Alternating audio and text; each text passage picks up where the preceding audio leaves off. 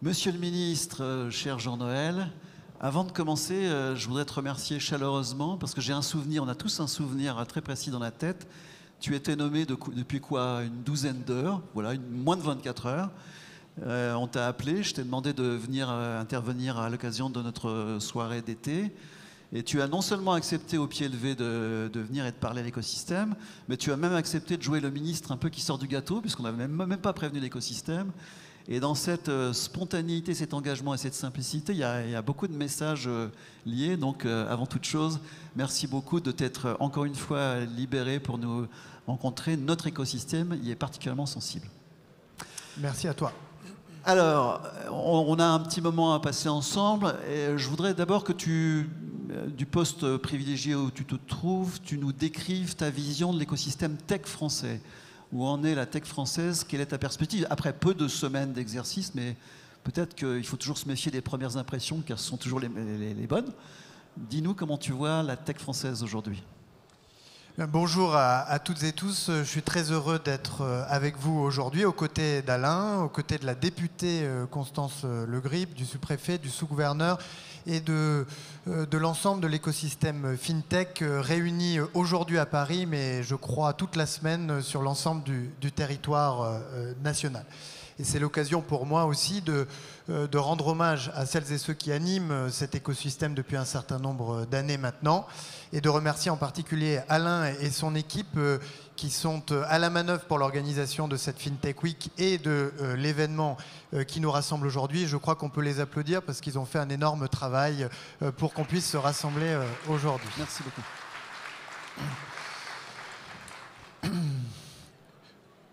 Alors sur la tech et avec peut-être une petite focale sur la FinTech, tu l'as dit, je crois qu'il y a trois éléments à retenir. Le premier, c'est que la France est désormais le premier hub FinTech en Europe. Et que ça, c'est évidemment une très grande satisfaction et une très grande fierté.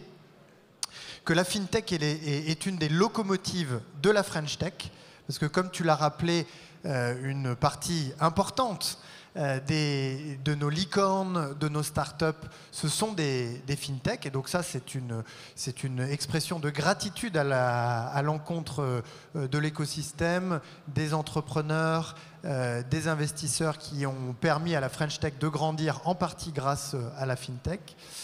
Et puis une satisfaction, tu l'as rappelé, un troisième élément qui est le compartiment crypto, dont nous sommes heureux de voir que lui aussi est devenu un écosystème de référence en Europe et dans le monde. En atteste la présence, y compris aujourd'hui, d'acteurs mondiaux de ce marché qui ont décidé de faire de la France leur camp de base en Europe, comme l'a dit Bruno Le Maire en début d'année.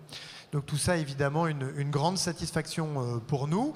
Il est vrai que on rentre dans une période d'incertitude, mais c'est une période d'incertitude conjoncturelle. Les fondamentaux sont solides, ça a été démontré ces dernières années.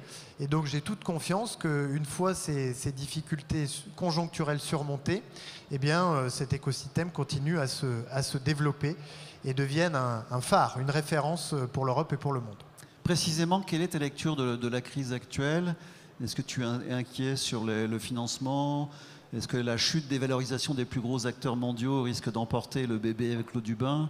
Quelle est ta lecture sur la profondeur de la crise en train de se développer? Non, je crois que la tech a traversé un certain nombre de crises au fil des décennies.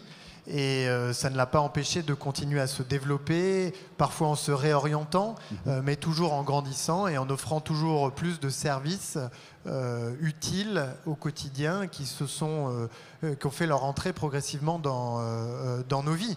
Donc je n'ai pas d'inquiétude sur les fondamentaux. Ensuite, il y a une période d'incertitude. Sur les valorisations, il y a un certain nombre de marchés sur lesquels les valorisations avaient atteint des niveaux qui étaient peut-être anormalement élevés. Oui. Et donc la correction peut susciter des inquiétudes légitimes, mais d'un autre côté, elle va permettre aussi aux entrepreneurs de regarder l'avenir avec des métriques qui correspondent peut-être un peu plus à la réalité de leur business. Et ça concerne certains marchés plus que d'autres, parce qu'il y en a d'autres où les valorisations étaient restées un peu plus raisonnables. S'agissant du financement, Nous avons eu un premier semestre 2022 de tous les records, si l'on peut dire.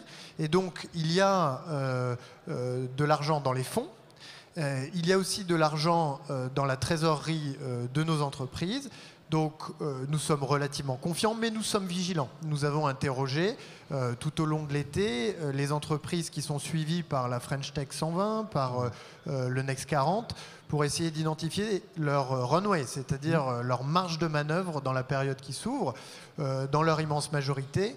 Ayant eu la capacité de lever ces derniers mois, elles ont le temps de voir venir, mais évidemment, nous serons très attentifs à ce qu'aucune de nos pépites n'en vienne à rencontrer des difficultés trop importantes. Selon toi, qu'est-ce qui fait la spécificité en termes de caractéristiques essentielles entre la FinTech et le reste de ton compartiment tech français? Est-ce qu'on a des attributs, des caractéristiques qui nous donnent une forme de singularité? Oui, je crois que s'agissant de la FinTech, qui est, comme je l'ai dit tout à l'heure, comme tu l'as dit également, est une des locomotives de la French Tech. Il y a, ça ne s'est pas fait par hasard, c'est pas tout à fait aléatoire. Et ça vient, à mon avis, d'une combinaison de facteurs très importants. Le premier, c'est une tradition française de place financière de renom. Nous avons des acteurs de premier plan, un savoir-faire.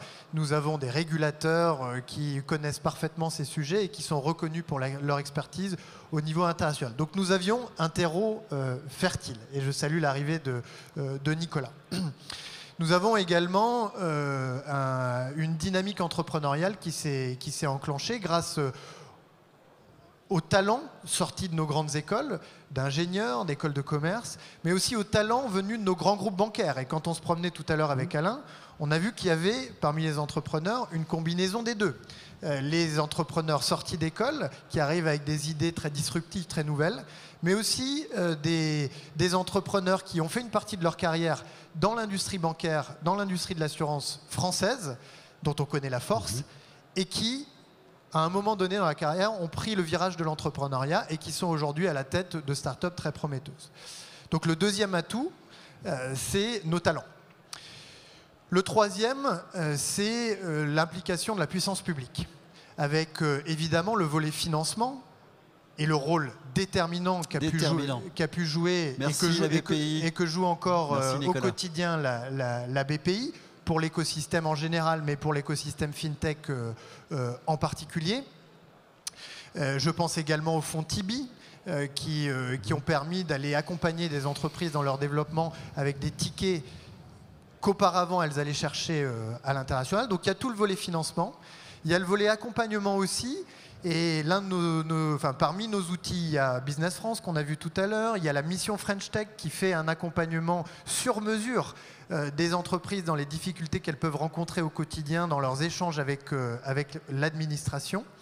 Et puis, il y a évidemment la puissance publique dans sa mission régulatoire. Et là, sur ce plan, nous avons, avec le Parlement, avec le gouvernement, avec l'AMF, avec l'ACPR, parmi les premiers en Europe et sans doute parmi les premiers dans le monde, créé un cadre régulatoire, le cadre PSAN, qui est à la fois souple pour favoriser l'innovation dans le domaine de la crypto, mais suffisamment protecteur pour créer les conditions de la confiance. Et nous regardons avec beaucoup de satisfaction le travail qui a été accompli, puisque cet enregistrement PSAN a suscité beaucoup d'intérêt de la part d'acteurs français, mais aussi internationaux. Nous avons plus de 50 enregistrements PSAN. Et au niveau européen, c'est du régime PSAN que se sont inspirés les 27 pour créer le cadre européen qui va donc créer une sorte de marché unique, si l'on peut dire, en tout cas sur le plan de la régulation, des cryptoactifs. Donc voilà, combinaison d'une tradition française de la finance, très ancrée, très forte, très reconnue, d'acteurs de talent, animés par des animateurs de talent, et puis la puissance publique qui est venue accompagner cet essor, et c'est la raison pour laquelle on se trouve aujourd'hui en pole position en Europe avec notre écosystème FinTech. Merci. Un dernier mot sur les devoirs de la tech, sa contribution à la cité, le rôle social. Qu'est-ce que tu peux nous dire? Je sais que c'est un sujet qui t'est très cher. Oui, il y a beaucoup d'enjeux et je veux saluer l'engagement des entrepreneurs de la tech française en général, de la fintech en particulier, sur les grands défis qui sont devant nous. Je crois qu'il y a d'abord évidemment celui de la transition écologique et parmi les questions qui se posent, les interrogations ou les inquiétudes vis-à-vis des nouvelles forme que prend la finance, je pense aux cryptos, je pense évidemment à la finance décentralisée, il y a l'empreinte carbone. Et donc nous avons collectivement un défi à relever de ce point de vue-là. Et nous allons demander aux prochaines générations du Next 40 de faire un bilan carbone sur les trois scopes, le scope 1, le scope 2, le scope 3. Je le dis parce que c'est aujourd'hui que s'ouvre l'appel à candidature pour le FT 120 et le Next 40. Donc avis aux amateurs. Je suis convaincu qu'un certain nombre de nos futures licornes et de nos futures entreprises du FT 120 et Next 40 sont aujourd'hui dans la salle. Deuxième enjeu, la féminisation dans la tech. Là aussi, nous avons un peu de retard. Hein. Vous le savez, l'intelligence, le QI est équitablement réparti entre les genres. Donc il n'y a aucune raison de ne pas voir les femmes à la tête de nos entreprises, des investissements se porter sur des entreprises cofondées par des femmes. Et donc là aussi, il faudra que collectivement on puisse relever ce défi. Et puis peut-être troisième défi, c'est celui de la territorialisation de la tech. Nous avons des communautés très vivantes, très dynamiques dans nos régions grâce aux collectifs menés par les capitales et les communautés de la French Tech. Il faut continuer. Et de ce point de vue-là, la French Tech Week, la FinTech Week qui se délocalise, si l'on peut dire, en région. Tu me disais que tu serais demain matin avec toute l'équipe à Lyon, est une très bonne chose pour montrer que la tech, ça n'est pas seulement pour Paris, pour la région parisienne, mais que ça bénéficie dans les investissements, dans les emplois à tous les territoires de France. Nous serons au rendez-vous. Monsieur le ministre, cher Jean-Noël, un grand merci.